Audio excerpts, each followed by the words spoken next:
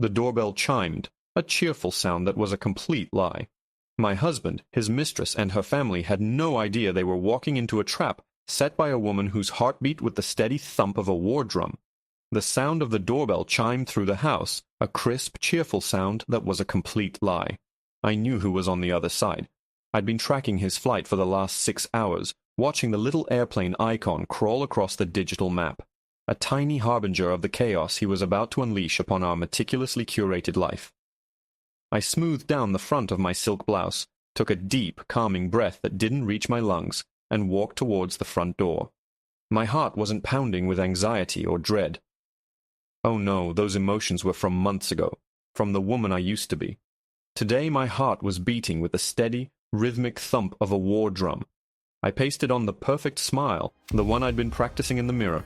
It was the smile of a loving, slightly tired wife, eager to welcome her husband home from a grueling 2-week business conference in Miami.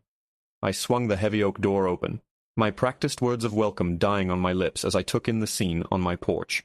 There he was, my husband, Mark, tall, handsome, with that charmingly apologetic look he'd perfected over 12 years of marriage. A gleam of sweat was on his upper lip, and his expensive suit was rumpled from travel. But he wasn't alone. Standing slightly behind him, clutching his arm in a way that was both possessive and desperate, was her, Chloe. I knew her name, her face, her favorite coffee order, and the names of her 2 cats, thanks to the private investigator I'd hired 3 months ago. She was younger, of course, with wide, doe-like eyes that were currently trying their best to look innocent and overwhelmed. Her cheap floral perfume hit me even from 6 feet away, a cloying scent that had no place on my custom-built mahogany porch. But it wasn't just Chloe. My eyes scanned past them, widening in feigned surprise at the small crowd huddled behind them.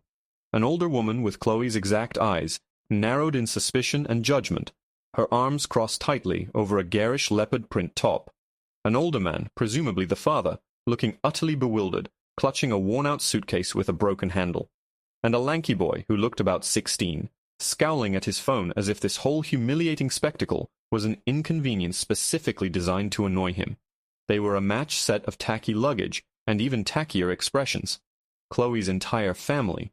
He'd brought his lover's entire family to our front door. "Sarah, honey," Mark began, his voice oozing a practiced sincerity that used to make my knees weak. Now it just made my stomach turn. I know this is a lot to take in, but something terrible has happened. I kept the smile plastered on my face, letting my gaze drift over each of them, cataloging their worn-out shoes, their anxious faces, the sheer, unmitigated gall of their presence on my property. This was our home, the one I had designed with the architect, the one my inheritance had paid the down payment on, the one where every throw pillow and piece of art had been chosen with love and care. And he had brought these interlopers to my sanctuary. "Oh," I said, my voice a delicate, airy thing. "A terrible accident on your business trip?" Chloe's mother, let's call her Brenda, sniffed disdainfully. Mark shot me a warning look before turning on the charm full blast. "It's Chloe's family. Their apartment building. There was a fire, a terrible gas leak. They lost everything, Sarah. Everything. They have nowhere else to go." A fire. It was so cliché I almost laughed. My investigators' last report had been quite clear. They were evicted, 3 months behind on rent, with a list of noise complaints a mile long. The landlord had finally gotten the court order. There was no fire, no tragic accident, just the predictable consequences of their own irresponsibility. Mark had obviously flown them all out on the company credit card he thought I didn't monitor. "They're my responsibility now," Mark continued, his voice dropping to a low, earnest tone, as if he were confessing a noble sin. "I couldn't just leave them on the street. You know me, Sarah. I have to help." Oh, I knew him. I knew the man who had whispered promises to me under starry skies. I also knew the man who booked boutique hotels under a fake name and lied about late-night meetings. The two were one and the same. The difference was, 6 months ago, I only knew the first one. That was before the Apple Watch notification popped up on our shared family iPad late one night. Mark was asleep next to me, breathing deeply, the picture of innocence. But on the screen was a message for him. A message not meant for my eyes. A preview of a text from Chloe 3 that read, "I can't stop thinking about you. When are you going to leave her and be with me for real?" In that single, sickening moment, my world didn't just crack. It atomized. The grief was a physical thing, a crushing weight in my chest that made it impossible to breathe. I spent a week as a ghost in my own home, crying in the shower so he wouldn't hear, barely eating. And then one morning I woke up and the grief had been replaced by something else, something cold, hard, and sharp. It was rage, but not a loud, screaming rage. It was a quiet, glacial fury, a strategic fury. I didn't confront him. I didn't scream or throw things. I smiled, kissed him goodbye in the morning, and the moment his car was out of the driveway, I made 2 phone calls. The first was to the most ruthless divorce attorney in the city, a woman they called the Shark. The second was to the private investigator. For the next 3 months, I played the part of the devoted, slightly oblivious wife, all while my team was gathering every piece of evidence, every text message, every hotel receipt. I quietly moved my inheritance into a separate trust. I met with our financial advisor and, citing a desire to invest in a new solo venture, had him help me liquidate certain joint assets, moving the funds into accounts that Mark had no idea even existed. I was dismantling our life together, brick by invisible brick, and he was too busy planning his future with his 20-something parasite to even notice. So as I stood there in the doorway, looking at the pathetic tableau he'd presented me with, I wasn't a victim. I was a general, watching the enemy march directly into the trap I had so painstakingly set. This wasn't a disaster. It was a gift. His sheer breathtaking arrogance was going to be his downfall. He actually thought he could install his mistress and her family of grifters into my home, and that I would just... What? Accept it? Roll over and play the gracious doormat? He had fundamentally misunderstood the woman he had been married to for 12 years. "They've got nowhere to go, Sarah," Mark pleaded, his eyes searching mine for a flicker of the old empathy he had relied on for so long. "Just for a few weeks, just until they can get back on their feet. Can we do that? Can you find it in your heart to help these poor people?" He gestured to the sad-looking group behind him. Chloe looked up at me from under her eyelashes, a pathetic attempt at looking helpless. Her mother just glared, as if I were the one inconveniencing them. The father was staring at the marble flooring in the foyer with a sort of dazed awe, and the brother was still engrossed in his phone. Poor people. My husband was asking me to find it in my heart to let his lover's family live in my house. I held the silence for a long, delicious moment, letting him squirm. I let my eyes drift from his desperate face to Chloe's hopeful one, and then to her mother's smug sneer. I saw the whole pathetic story laid out before me. They thought they had won. They thought this was the final move, the one that would force me out and install Chloe as the new queen of the castle. They had no idea that the castle was already empty. The treasury had been looted, and the gates were about to be locked from the outside. Mark was about to speak again, to push his luck, when I finally widened my smile. It felt genuine for the first time all day. I took a step back, opening the door wider in a grand, welcoming gesture that made them all blink in surprise. "Mark, darling," I said, my voice dripping with the sweetest poison. "You didn't even have to ask. Of course they can stay. Bring them in." I looked past him, directly at Chloe and her stunned family. "Welcome home." Mark's face flooded with a relief so profound it was almost comical. He thought I was folding. He thought my inherent goodness, the quality he'd exploited for over a decade, had won out. Chloe shot a triumphant little smirk at her mother, a silent, "I told you so." Brenda, the mother, simply narrowed her eyes further, unconvinced by my surrender and clearly searching for the catch. Smart woman, wrong prey. I felt a flicker of respect for her paranoia before snuffing it out. It wouldn't save her. They shuffled in, a clumsy procession of knock-off luggage in cheap polyester, their scuffed shoes a sacrilege on the hand-scraped hickory floors I'd agonized over for months. The father, a man named Gary, I believe, just stared up at the 2-story foyer and the chandelier I'd imported from Italy, his mouth slightly agape. The son, Kyle, immediately slumped onto a priceless antique Louis XIV settee by the door to charge his phone, leaving a greasy smudge on the velvet upholstery. I made a mental note to have it professionally cleaned and then burn it. "Let me show you to the guest wing," I said, my voice as smooth as cream. "You must be exhausted after your long journey, and the fire."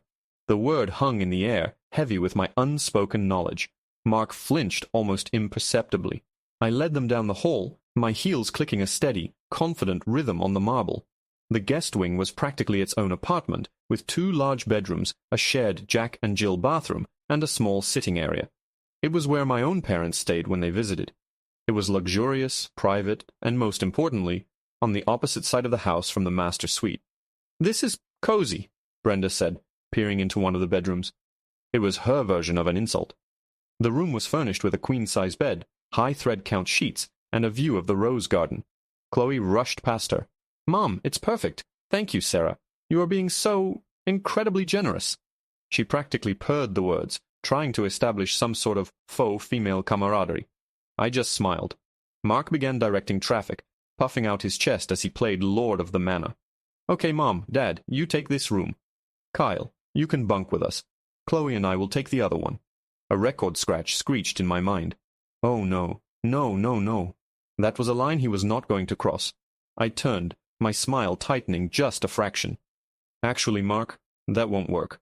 He stopped, a suitcase in his hand. "What do you mean?" "Well," I said, feigning thoughtfulness. "Kyle is a 16-year-old boy. He needs his privacy, and Chloe and her parents have been through a trauma. I think it's best if the family stays together. Kyle can take the sofa bed in the little sitting area right out here. That way, you're all in one space. A family unit." I then turned to Chloe, my eyes wide with fake sympathy. "And you'll want to be close to your mother right now, won't you, dear? After everything you've been through." Chloe's face fell. Brenda's lips thinned into a razor line. They understood the implication perfectly. I was corralling them, keeping them contained.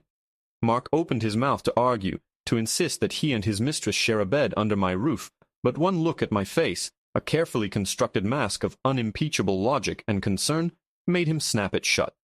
He couldn't argue without looking like a monster. Checkmate. Round one. "You're right, honey," he mumbled, defeated. "That makes sense." I left them to settle in, the sound of their squabbling voices echoing down the hall. I walked back to my kitchen, the gleaming silent heart of my home. I poured myself a glass of chilled Sauvignon Blanc and leaned against the cool marble of the island, savoring the small victory. The house felt violated, yes, but it also felt like a perfectly calibrated machine, and all the parts were moving exactly as I'd designed. An hour later they emerged, looking slightly more human after showering away their travel grime. Mark came into the kitchen, sidling up to me as I pretended to chop vegetables for a dinner I had no intention of cooking. He wrapped his arms around my waist from behind, resting his chin on my shoulder. It was a move that used to make me melt. Now, his touch felt like a spider crawling on my skin. "Thank you," he whispered into my ear, his breath warm. "I know this is insane, but you're handling this with so much grace. You're incredible, you know that?" I leaned back into him, playing my part. "We're a team, Mark. We always have been. When you're in trouble, I'm here to help." I could feel him relax, his guilt assuaged by my complicity. He thought this was a testament to our unbreakable bond. The fool. "They're going to need more than just a place to stay, you know," he said, his voice hesitant. "They lost all their savings in the fire. Everything. They're completely wiped out."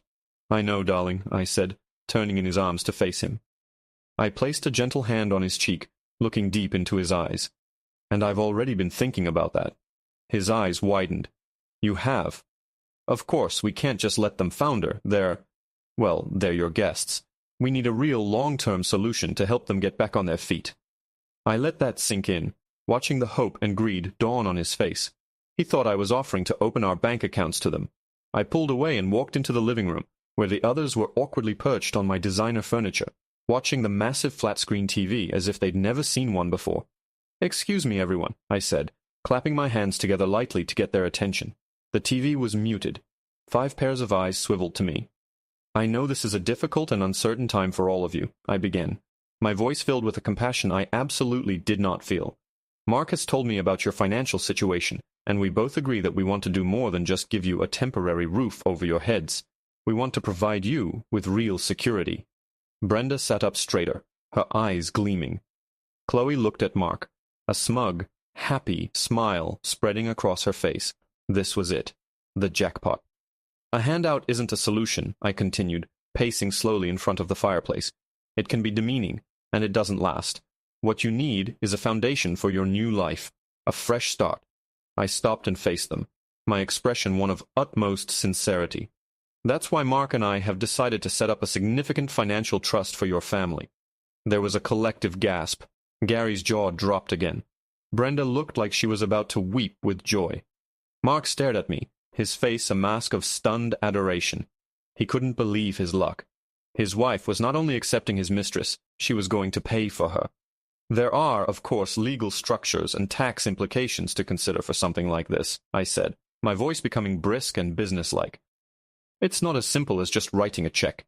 It needs to be managed properly to protect everyone. I looked at each of them in turn, letting the weight of my supposed generosity settle over them. They were completely mesmerized, hanging on my every word. So, I said, delivering the final, beautiful, devastating blow, I've taken the liberty of arranging a meeting for all of us tomorrow morning at 10 a.m. sharp. A meeting? Brenda asked, her voice sharp with suspicion again. I gave her my brightest smile. Yes, with my lawyer, to go over the paperwork. After all, I said, my gaze finally landing on my husband, a man I suddenly saw with perfect, terrifying clarity. We can't transfer a single dollar until you've all signed the infidelity and embezzlement confessions he's drawn up. The silence that followed my announcement was so absolute, so profound, that I could hear the faint hum of the refrigerator from the kitchen. It was the sound of a world tilting on its axis. 5 faces, which moments before had been alight with greed and triumph, were now frozen in identical masks of slack-jawed disbelief. Mark looked as though I had physically struck him. His face, tanned and handsome just seconds ago, was now a pasty, sickly gray. The adoration in his eyes had been replaced by a dawning horror, the slow, agonizing realization of a cornered animal. Brenda was the first to recover, her voice a venomous hiss. What did you just say? Confessions? Gary, the father, echoed weakly, looking from me to Mark as if searching for the punchline to a very cruel joke. Kyle actually looked up from his phone, his teenage apathy finally pierced by the sheer drama of it all. But my eyes were only for Mark. I held his gaze, refusing to let him look away. I wanted him to see the death of the woman he thought he knew, and the birth of the one who was about to destroy him. Infidelity, I repeated, articulating each syllable with chilling precision. And embezzlement. Because you see, Mark, that little business trip to Miami, the plane tickets for your guests, the lavish hotel suites I'm sure you enjoyed before the mythical fire, all of it was paid for on the platinum corporate card. I paused, letting the implication land. The company we co-own, darling. The company funded in large part by the trust my grandmother left me. So you weren't just cheating on your wife. You were stealing from your business partner. That's embezzlement. It's a felony. Chloe made a small, wounded sound, like a stepped-on puppy. We didn't, she stammered, looking at Mark for a rescue that wasn't coming. Oh, but you did, I said, turning my cool gaze on her. And I have the receipts. All of them. My investigator was very thorough. He got copies of the hotel folios, the room service bills for champagne and strawberries, the couple's massage you two enjoyed at the spa. Every single illicit, ill-advised, and illegal charge. It's all neatly compiled in a file that is currently sitting on my lawyer's desk. I let my gaze sweep over her family again. And as for you all, I said, my voice losing its last shred of warmth, you are accessories. You knowingly benefited from stolen funds. That makes you complicit. Legally speaking, of course. The color drained from Brenda's face. She understood. She finally, truly understood that this wasn't a negotiation. This was a hostage situation, and they were the hostages. Mark finally found his voice, a strangled, desperate croak. Sarah, you wouldn't. You can't. This is our life. Our company. You'd be destroying yourself just to spite me. I laughed. It wasn't a happy sound. It was brittle and cold, like shattering ice. Oh, Mark, you still don't get it, do you? You think this is about spite? This is about survival. You brought a parasite into my home, and now I'm performing an excision. As for the company, I shrugged, a picture of nonchalance. I've already protected my assets. Weeks ago, while you were busy composing love poems to your little receptionist, I was meeting with forensic accountants. I've structured a full buyout of your shares at a valuation that reflects, shall we say, a significant penalty for gross misconduct and theft of company resources. It's all in the documents you'll be signing tomorrow. He stared at me, dumbfounded. The sheer scale of my deception, the meticulous planning that had gone on right under his nose, was finally dawning on him. He had been playing checkers while I was playing three-dimensional chess. So you see, I continued, my voice calm and conversational, as if I were discussing the weather. You have a choice. All of you. I looked at Chloe and her family. You can sign the confession, acknowledging your role in this little scheme. In return, the generous trust I mentioned will be activated. It's not a fortune, mind you. but it's enough for a security deposit on a new apartment, a much less flammable one, I hope, and a few months' rent. Enough for a fresh start, just as I promised. You'll also be required to sign a comprehensive non-disclosure agreement, and you will never, ever contact me or my family again. Then I turned back to Mark. Or you can refuse. In which case, tomorrow at 10 a.m., instead of meeting with my lawyer, you will be receiving a visit from 2 detectives from the Financial Crimes Unit, and I will proceed with a divorce filing that will not only leave you with nothing, but will also include a criminal referral that will likely land you in prison for several years. I smiled sweetly. The choice is yours. Dinner will be ready in an hour. I'm making lasagna. The whiplash of that final domestic statement was my masterpiece. It threw them so completely off balance. I wasn't screaming or crying. I was a smiling, reasonable sociopath in a silk blouse, offering them a choice between a modest payout and total annihilation, all while promising them a home-cooked meal. I turned and walked back toward the kitchen, leaving them to stew in the toxic silence of their own making. I could feel their eyes on my back. I didn't need to hear the frantic, whispered argument that I knew would erupt. I already knew how it would end. They were rats in a trap, and I was holding the only key. The rest of the evening was a surreal pantomime of civility. I served the lasagna. They ate it, their movements stiff and robotic. No one spoke. The only sounds were the scraping of forks against my fine china. Mark tried to catch my eye several times, his expression pleading, but I ignored him, focusing on methodically cutting my food into tiny, precise squares. After the tense meal, they retreated back to the guest wing like a defeated army. I cleared the table, loaded the dishwasher, and wiped down the counters, my movements calm and deliberate. The house was quiet again. I walked through the downstairs, turning off lights, securing my home. When I finally ascended the grand staircase to the master suite, I found Mark waiting for me, standing by the window overlooking the darkened garden. "Sarah, please," he began, his voice raw with a desperation I had never heard before. "Don't do this. We can fix this. I'll send them away. I'll do anything. I made a mistake, a terrible, stupid mistake. But 12 years, doesn't that mean anything?" I looked at him, at this stranger who wore my husband's face. The man I had loved was an illusion, a character he played. The real Mark was this weak, foolish man who only valued what he had when he was about to lose it. "It meant everything," I said softly. "It meant everything to me. But you were the one who decided it meant nothing." He took a step closer, his hands outstretched. "I love you, Sarah. I know I messed up, but deep down, it's you. It's always been you." The lie was so blatant, so insulting that I almost felt pity for him. Almost. "Stop, Mark. Just stop. Save your energy for your meeting tomorrow." I walked past him into our enormous walk-in closet. My side was neat, organized by color and season. His side was a mess, clothes spilling from shelves, a testament to his carelessness. I pulled out a small overnight bag I had packed that afternoon and began placing a few last-minute items inside. My toothbrush, my favorite night cream. He followed me, his face crumbling. "What are you doing? Where are you going?" "I'm not going anywhere," I said, zipping the bag closed. I turned to face him, my expression unreadable. "This is my house. I'm not leaving." I brushed past him and walked over to the bedroom door.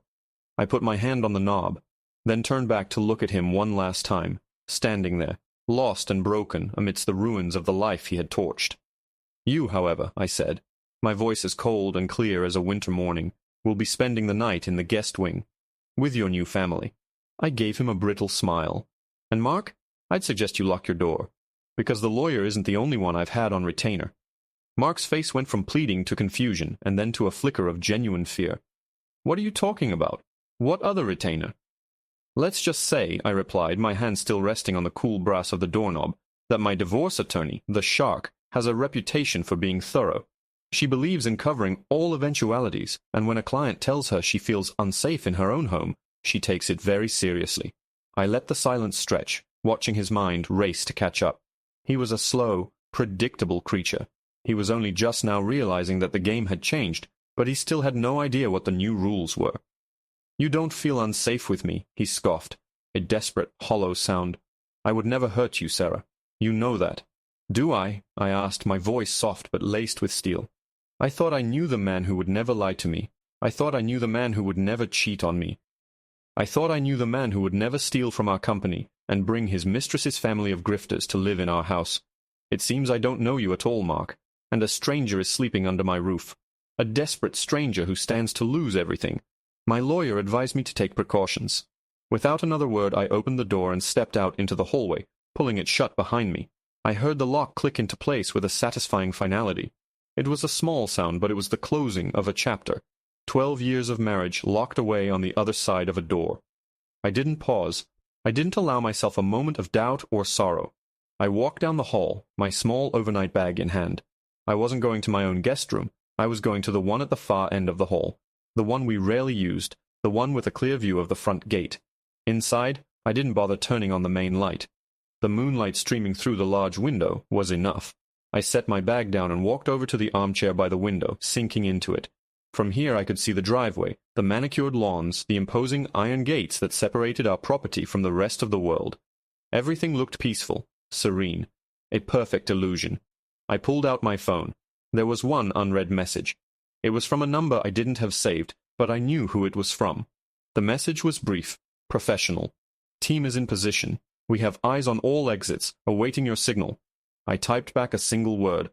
Hold. The man my lawyer had hired wasn't a private investigator. He was ex-military, the head of a discreet, high-end security firm that specialized in asset protection and witness protection of a sort. They were expensive, but they were the best. 2 of his men were currently stationed in a discreet vehicle down the road. Another was positioned somewhere in the back garden, with a clear view of the guest wing. They were invisible, silent, and utterly professional. They weren't here to hurt anyone. They were simply here to ensure that my husband and his new family didn't try to leave the property with anything that didn't belong to them. They were an insurance policy, a very effective one. I sat there in the dark for what felt like hours, just watching, listening. The house was settling around me, groaning and creaking as old houses do. But underneath those familiar sounds, I could feel a hum of tension. I imagined the frantic, whispered conversations happening in the guest wing. The accusations, the recriminations, the desperate plotting. They were trapped, and they knew it. Their brilliant plan to usurp me had backfired so spectacularly that they were now my prisoners. Sometime after 2 in the morning, I saw movement. A shadow detached itself from the side of the house, near the garage. I leaned forward, my heart giving a single, hard thump. It was Mark. He was moving furtively, staying close to the walls, clearly thinking he was being stealthy. He crept to his car, a sleek black Mercedes that I had bought him for his 40th birthday. I watched as he tried the handle. It was locked, of course. I had the key fob in my purse. He stood there for a moment, his shoulders slumped in defeat. Then he seemed to rally. He moved towards the back of the house, disappearing from my view. He was probably heading for the French doors in the living room, or maybe the kitchen entrance. It didn't matter. Every door and window was locked and connected to a silent alarm that fed directly to the security team's comms and my phone. He wasn't getting out, and he certainly wasn't getting back into the main part of the house. I had locked the door to the guest wing from the hallway side before I came upstairs.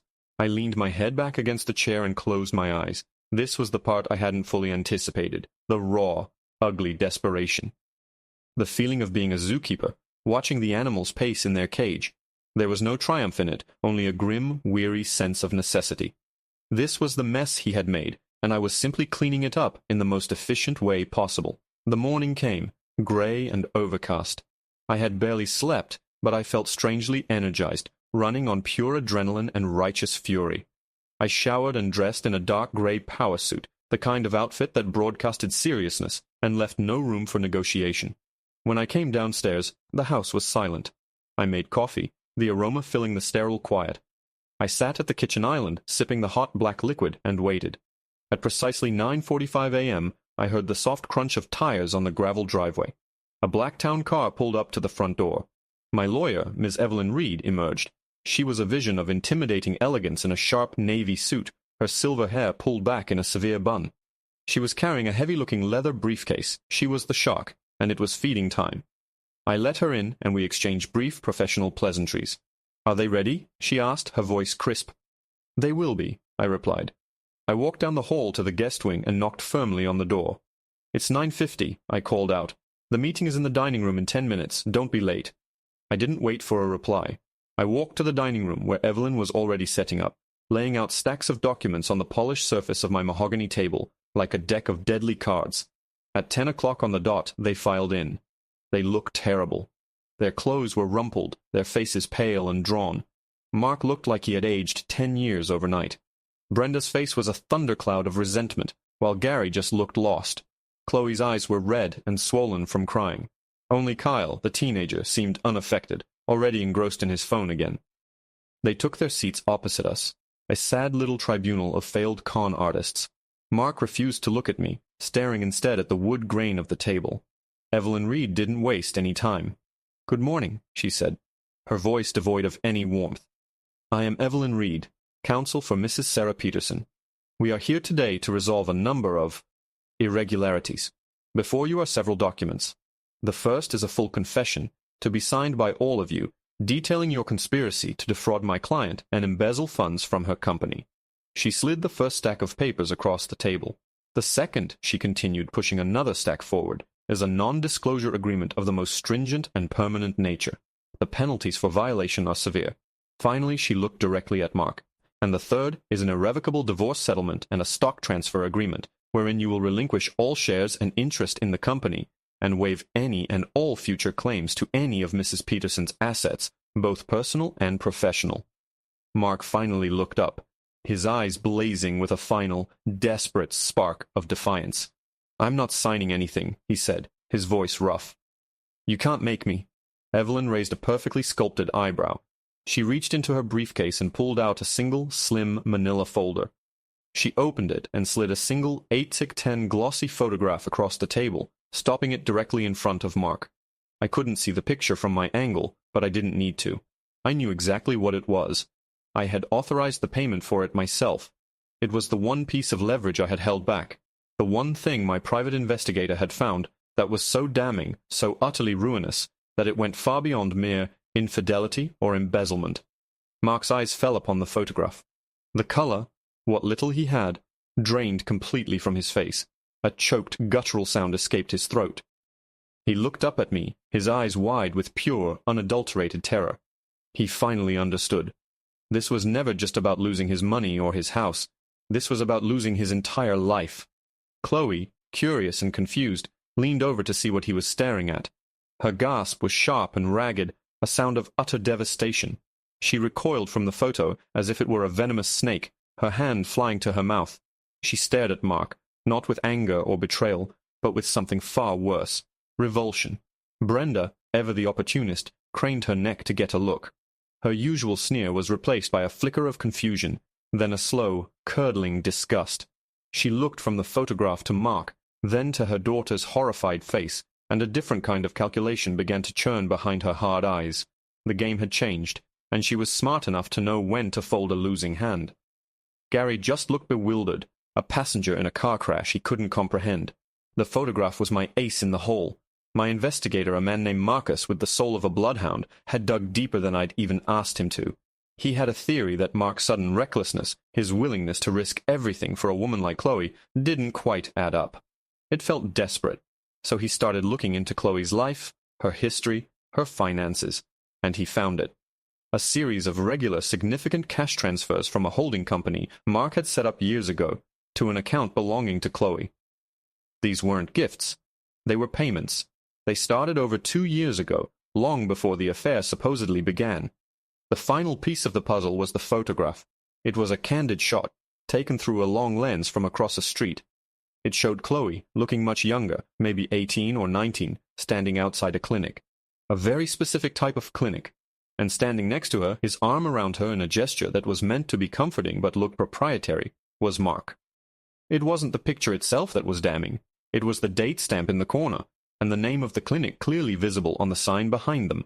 And it was what that clinic specialized in. The kind of life-altering, irreversible procedure that a young woman doesn't undertake lightly, and that a married man certainly doesn't secretly pay for. This wasn't a love affair. It was a transaction. A long, sordid, and deeply manipulative one. Mark hadn't just been cheating on me. He had been curating his replacement, molding a young, impressionable girl into the woman he wanted, all while playing the part of the devoted husband at home. "As you can see," Evelyn said into the tomb-like silence, her voice cutting through the tension, "the charge of embezzlement is the least of your concerns, Mr. Peterson. This evidence points to a pattern of behavior, of manipulation and coercion, that a district attorney would find extremely compelling, not to mention the press. The word press hung in the air like a guillotine. Mark's father was a federal judge. My family was well known in the philanthropic community. The scandal wouldn't just ruin Mark, it would shatter his entire family, his legacy, his name. It would be a public crucifixion, and the photograph was the nail. Mark finally broke. He slumped in his chair, a puppet with its strings cut. The fight was gone, replaced by the hollow shell of a man who had just seen the abyss open up beneath him. He picked up the pen with a trembling hand, his knuckles white. He didn't even read the documents. He just started signing. His signature a frantic, illegible scroll on page after page. He signed away his marriage, his company, his home, his future. One by one, the others followed his lead. Brenda practically snatched the pen from him, signing with a grim determination. This was no longer about hitting the jackpot. It was about damage control, about escaping the blast radius. Gary signed wherever Brenda pointed, his expression vacant. Chloe was lost. Her hands were shaking so badly she could barely hold the pen. Tears streamed down her face, silent, fat drops that splattered onto the legal documents, smudging the ink. She wasn't crying for the loss of her sugar daddy or her comfortable future. She was crying for the girl in the photograph. She was mourning the life she had sold for a lie. She signed, and with that final signature, it was over. Evelyn gathered the signed documents with crisp, efficient movements, stacking them neatly and placing them back in her briefcase. "A car will be here in 1 hour to take you to a hotel, for which we have prepaid for 1 week," she said, addressing the room but not looking at anyone in particular. "The trust will be activated once you have vacated the premises. A wire transfer of the initial funds will be made within 24 hours. You will leave with only the personal belongings you brought with you. Any attempt to remove anything else from this house will be considered theft, and will nullify this entire agreement. Do you understand?" There were a few mumbled assents. Brenda shot me a look of pure, unadulterated hatred. I met it with a placid blank stare. Her hatred couldn't touch me. It was like a wave breaking against a cliff. "My security team will escort you from the property," I added, my voice calm. "They will inspect your luggage before you leave." That was the final indignity, the final assertion of my complete and total control. I stood up. "Evelyn," I said, turning to my lawyer, "thank you for coming." "Sarah," she nodded, snapping her briefcase shut. "I'll be in touch to finalize the transfer of assets." She left, a whirlwind of competence and power. I stood there for a moment, looking at the wreckage of my husband's life sitting at my dining room table. There was no joy, no satisfaction, just a profound, aching emptiness. I had won. I had utterly and completely won. But my victory felt like standing alone on a battlefield littered with corpses. I turned and walked out of the room, not looking back. I went into the kitchen and began to methodically make a pot of tea. The familiar ritual was calming. I measured the leaves, heated the water, waited for it to steep. I needed to focus on the small things, the tangible things, the warmth of the mug in my hands, the scent of bergamot. An hour later, I heard the crunch of gravel again. Through the kitchen window, I saw them. My security chief, a large, impassive man named David, was supervising as they loaded their cheap suitcases into a waiting black SUV. They looked small and pathetic against the grand backdrop of my house. Mark was the last one out. He paused at the door of the car and looked back at the house, at the life that was no longer his. His eyes searched the windows, probably looking for me. I stepped back, out of sight. I didn't want him to see me. I didn't want to give him that final connection. The car door slammed shut, and the SUV pulled away, gliding silently down the long driveway and out of the gates. And then they were gone. The silence they left behind was different. It wasn't tense anymore. It was just empty. The house felt cavernous, hollowed out. I walked through the downstairs rooms, my footsteps echoing. I ran my hand along the furniture they had sat on, the walls they had passed. It felt tainted, violated. This house, my sanctuary, had been the stage for the ugliest chapter of my life. I walked into the guest wing. They had left it a mess. Damp towels on the floor, an empty pizza box on the nightstand, the beds unmade. It smelled of Chloe's cheap perfume and Mark's desperation. I backed out of the room and closed the door. I would have a professional cleaning crew come tomorrow, a crew that specialized in biohazards maybe. They could fumigate the memory of them out of the upholstery. I spent the rest of the day in a daze, wandering through the shell of my life. I called my parents and told them a sanitized version of the truth. Mark and I were divorcing. It was amicable. They were sad but supportive. I called my best friend and told her a little more of the story. She cursed Mark's name and promised to come over with wine and trashy movies. That evening I sat in the living room, a glass of wine in my hand, staring into the unlit fireplace. The house was mine again. The company was mine. My future was my own. I should have felt liberated. Instead, I just felt tired. Utterly, bone-deep, tired. That's when my phone buzzed. It was a text from a number I didn't recognize. My first thought was that it was one of them violating the NDA already. But the message wasn't threatening. It was just 3 words. He knows everything. I frowned, confused. Who is he? Knows everything about what? I was about to text back wrong number when a second message came through. It was a photo. A grainy, low-resolution image, clearly taken from a security camera. It showed the front entrance of a swanky downtown office building. A man was walking out. It was my private investigator, Marcus, and the man he was shaking hands with, the man who was slipping a thick manila envelope into his hand, was my father-in-law, Judge Peterson. The wine glass slipped from my numb fingers, shattering on the stone hearth. Red wine bled across the pale gray slate like a real wound. I didn't even register the sound. My entire universe had contracted to the glowing screen of the phone in my hand. The image was undeniable. Marcus, my meticulous, soulless bloodhound of an investigator, the man to whom I had paid a small fortune for his discretion and loyalty. And Judge Peterson, a man I had once admired, a pillar of justice and integrity, his face grim and purposeful. This wasn't a chance meeting. This was a transaction, an exchange. My blood ran cold. He knows everything. The anonymous text wasn't a warning. It was a declaration of war. Mark was a fool, a weak and predictable man, whom I had outplayed with ease. His father was another creature entirely. Judge Robert Peterson was a formidable man, a political animal with a network that ran through every level of the city's power structure. He was shrewd, ruthless, and fiercely protective of his family name. He wouldn't stand by and watch his only son be publicly humiliated and financially castrated. My carefully constructed victory suddenly felt fragile, like a house of cards in a hurricane. The signed confessions, the NDAs, the stock transfers, they were all based on the leverage I had. But what if my leverage had been compromised? What if the judge now possessed a copy of every sordid detail, every damning photograph? Marcus had been my weapon, and now, it seemed, he had sold himself to the highest bidder. My weapon was now pointed directly at my own head. My mind raced, frantically replaying every conversation, every instruction I had given Marcus. I had trusted him implicitly. He came with the highest recommendations from Evelyn. But everyone had a price, and a federal judge could offer things far more valuable than money favors, influence, the quashing of old problems. I scrambled for the phone, my hands shaking as I dialed Evelyn's number. It was after hours, but I didn't care. She answered on the second ring, her voice as crisp as ever. "Evelyn, it's Sarah. We have a problem. A big one." I quickly, breathlessly explained the text, the photograph, the meeting between Marcus and Judge Peterson. I could hear the sharp intake of her breath on the other end of the line. For the first time since I'd met her, Evelyn Reed sounded shaken. "Marcus wouldn't," she said, but her voice lacked conviction. "His reputation is built on discretion." "His reputation just got bought," I snapped, pacing back and forth in front of the fireplace, shards of glass crunching under my shoes. "The judge knows. He must have everything. What does this mean for the agreements? Can he undo them?"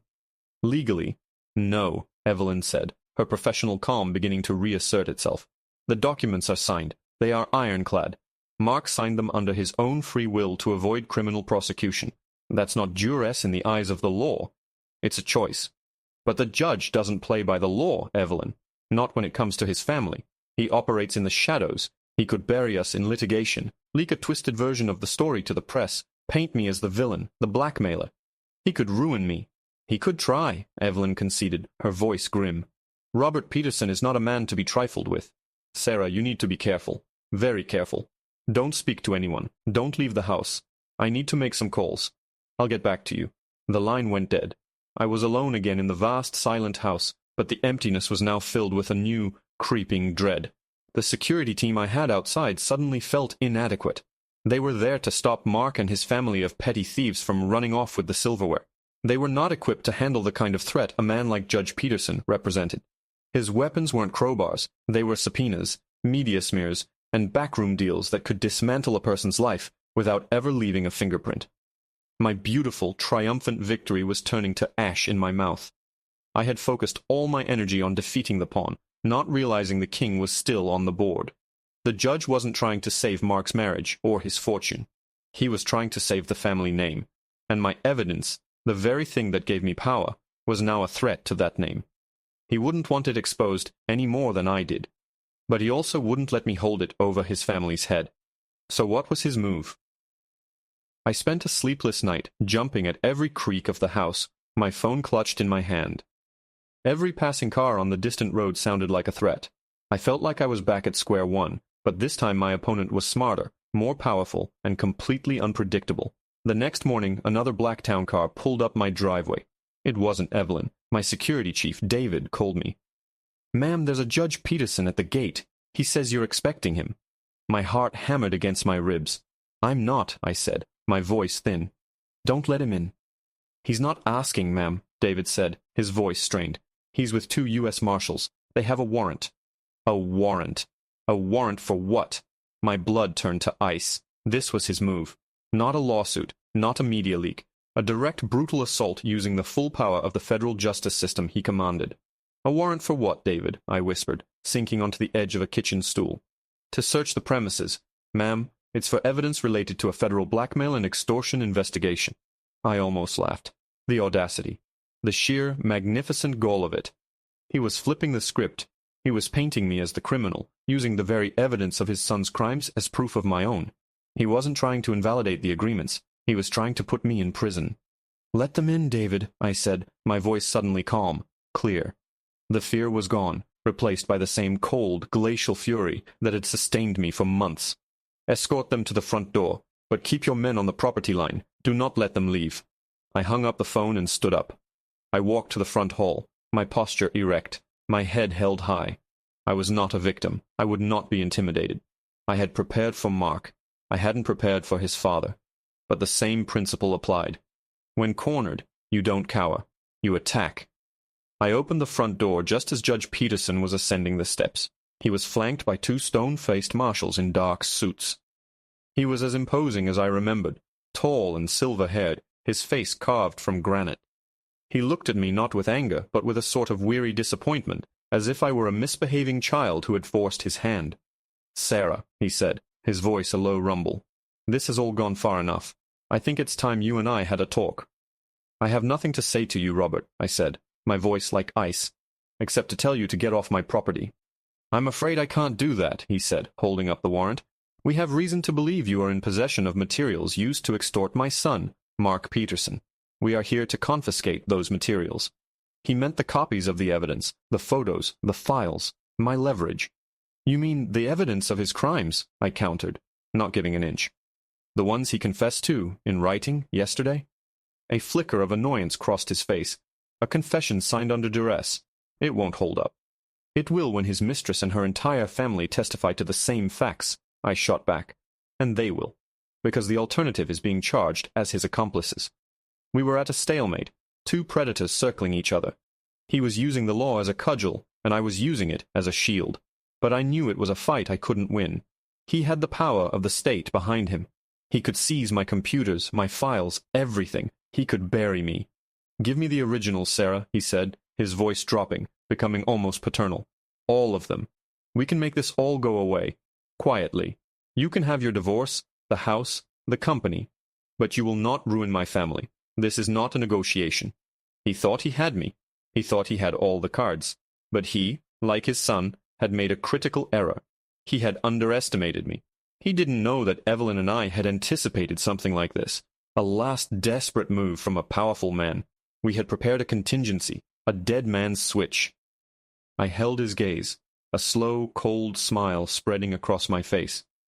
"You're right, Robert," I said softly. "This isn't a negotiation. It's a checkmate." I turned my head slightly, just enough to look past his shoulder toward the long driveway. "It seems you have another guest," I said. A flicker of confusion crossed his face before he turned to look. Another car was pulling up the driveway, this one a modest sedan from a local news channel. A reporter I knew well, a tenacious investigative journalist named Jessica Riley, was in the passenger seat. But that wasn't what made the judge's blood run cold. It was the woman who was getting out of the back seat. An older woman, her face a mask of grief and grim determination. A woman no one in the Peterson family had seen or heard from in over 20 years. A woman who was supposed to be a secret, buried long ago. It was Mark's mother, his first wife, the one he had divorced and discarded so ruthlessly when he was a young, ambitious lawyer on the make, and in her hand she was clutching a thick, worn, leather-bound journal. Judge Robert Peterson went rigid. The color, the authority, the sheer intimidating presence seemed to leach out of him, leaving behind the hollowed-out shell of a man staring at a ghost. His jaw worked, but no sound came out. The U.S. Marshals flanking him exchanged uneasy glances, their professional composure rattled by the sudden, palpable shift in power. They were prepared for a search and seizure, not for whatever this was. Her name was Eleanor. I'd only ever seen her in a few faded photographs Mark kept in a box in the attic. From a life before me, before his father's ascent to the federal bench, before the family had reinvented itself into a dynasty. She was a ghost, a family secret. Robert had erased her from their history as efficiently as he was now trying to erase me. According to the official story, she had been unstable, an alcoholic who had abandoned her son and husband for a life of obscurity. The truth, as is so often the case, was far uglier. Finding her had been Evelyn's masterstroke. While I had been focused on Mark's recent sins, Evelyn, with her shark-like instincts, had started digging into Robert's past. She had a theory that men like Robert Peterson don't just appear out of a vacuum. Their patterns of control and ruthlessness are forged over a lifetime. It took her best investigator, not Marcus, but an older, semi-retired gumshoe who specialized in finding people who didn't want to be found, 3 weeks and a trip to a small, forgotten town in rural Oregon. Eleanor was not an alcoholic. She was a retired librarian who tended a small but beautiful garden and volunteered at the local animal shelter. She had been driven out of her own life by a systematic campaign of gaslighting and intimidation orchestrated by her then-husband, who was on the cusp of his first major judicial appointment, and had decided his quiet, academic wife was not a suitable partner for his ambitions. He had threatened to use his power to have her declared an unfit mother and take Mark away from her forever if she didn't disappear quietly. And so she had. For 25 years she had kept her silence, watching from afar as her son grew up to become a carbon copy of the man who had destroyed her. But she had kept records. Oh yes, she had kept a journal, a detailed contemporaneous account of every threat, every manipulation, every act of cruelty. It was a chronicle of the real Robert Peterson, the man behind the gavel and the robes. It was a story the Senate Judiciary Committee would have found very interesting during his confirmation hearings. It was a story that Jessica Riley, the pit bull of an investigative reporter now walking up my driveway, would turn into a Pulitzer Prize-winning career killer. "Hello, Robert," Eleanor said, her voice clear and steady, carrying across the manicured lawn. It was not the voice of a broken woman. It was the voice of a reckoning. The reporter, Jessica, stopped a respectful distance away, her cameraman filming the entire glorious scene. This was her exclusive, the one Evelyn had promised her. She was smart enough to let the drama unfold. Robert finally found his voice, a strangled rasp. "Eleanor, what are you doing here? This has nothing to do with you." "It has everything to do with me," she replied, taking another step forward, the journal held in front of her like a shield. "When I heard you were doing to another woman what you did to me, using your power, your office, to intimidate and silence her, I decided my silence was no longer for sale." She looked past him, her eyes meeting mine for the first time. There was a deep, sorrowful understanding in her gaze. "It seems our husband has a type, doesn't he? And so does our son." The warrant in Robert's hand seemed to shrink, to become a flimsy, pathetic piece of paper.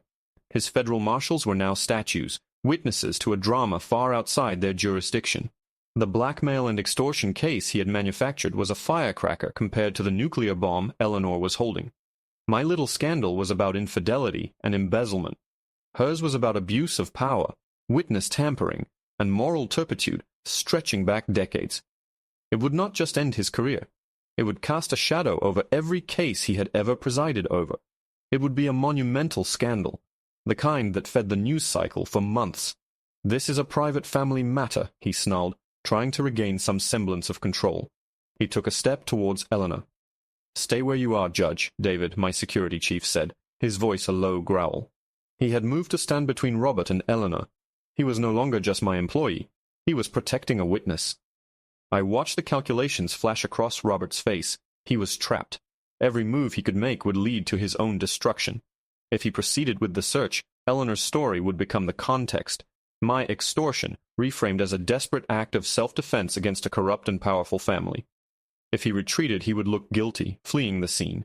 He had overplayed his hand so completely that he had knocked the entire board over. He turned his furious gaze back to me. The mask of civility was gone, replaced by pure, unadulterated loathing. He finally saw me for who I was, not just a wronged wife, but the architect of his ruin. I hadn't just outplayed his son. I had checkmated the king. "What do you want?" he bit out, the words tasting like poison in his mouth.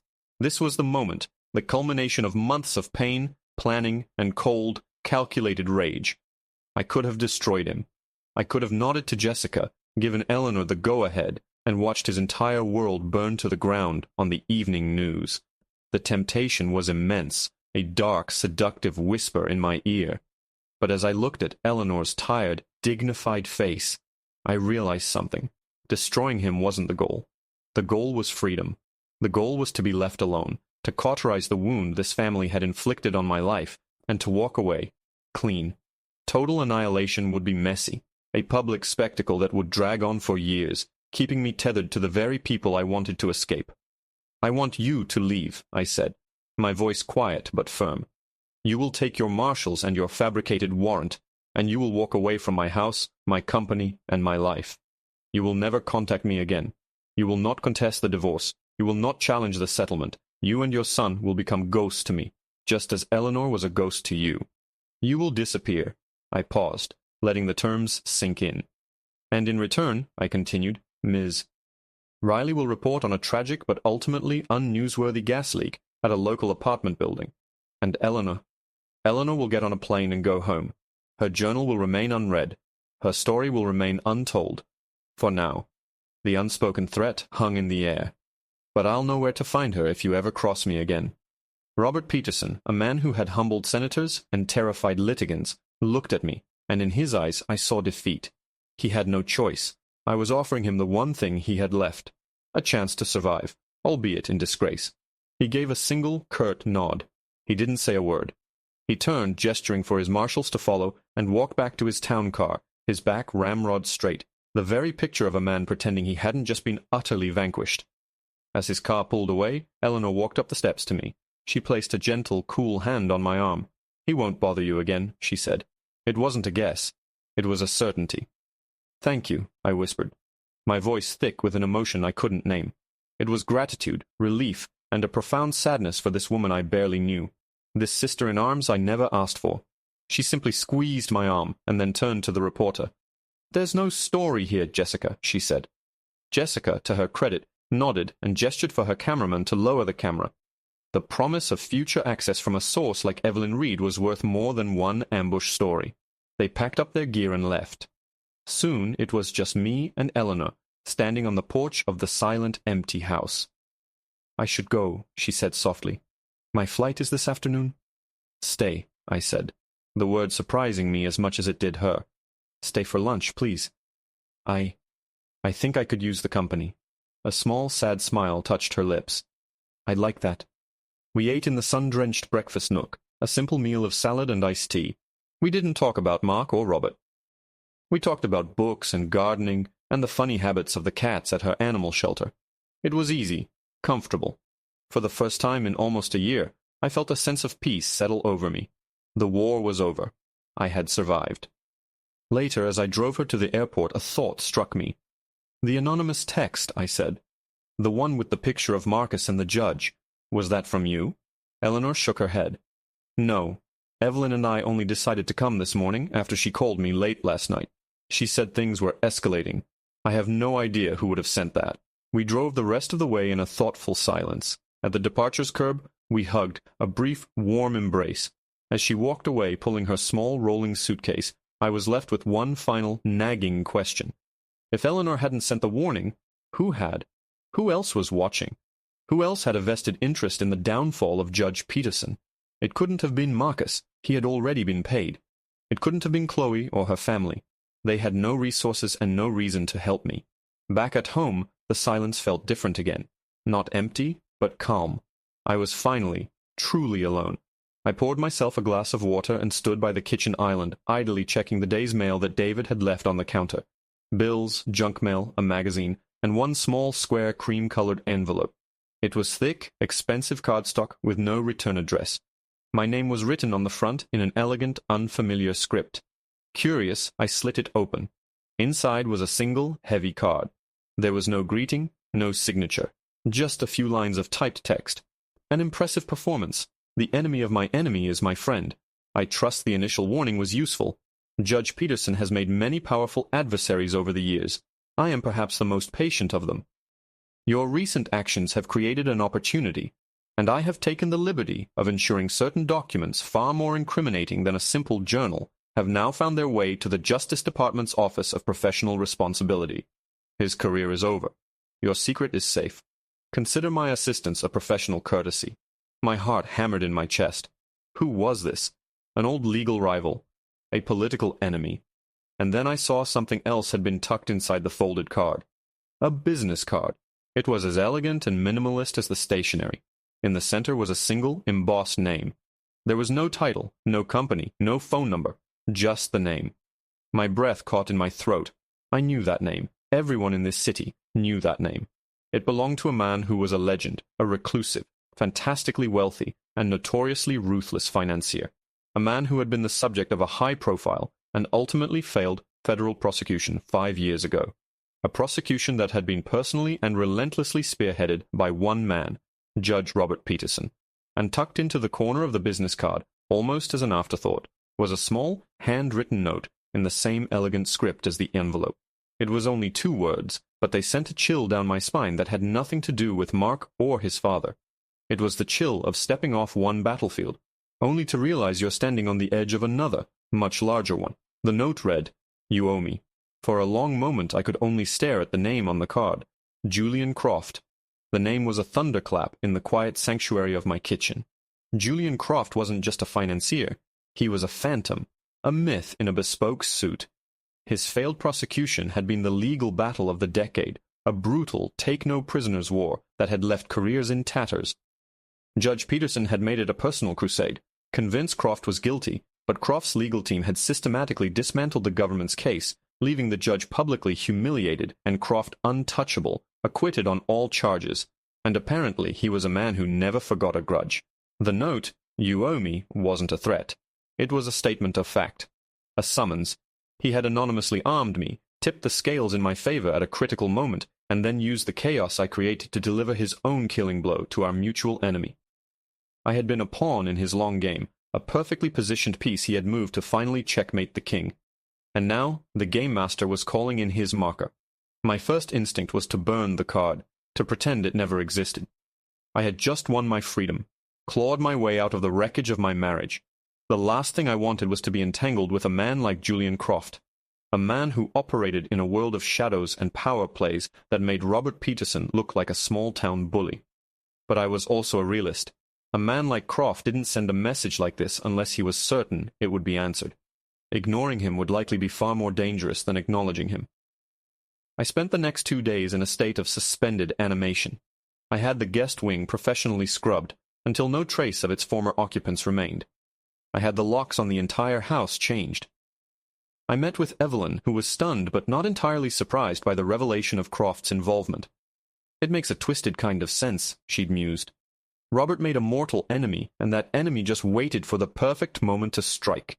She advised caution, but agreed that a direct response was probably unavoidable. The summons came, as I knew it would, not as a phone call or an email, but in the same anachronistically elegant style. A courier delivered a small, heavy box. Inside, on a bed of black satin, was a single ticket and an invitation.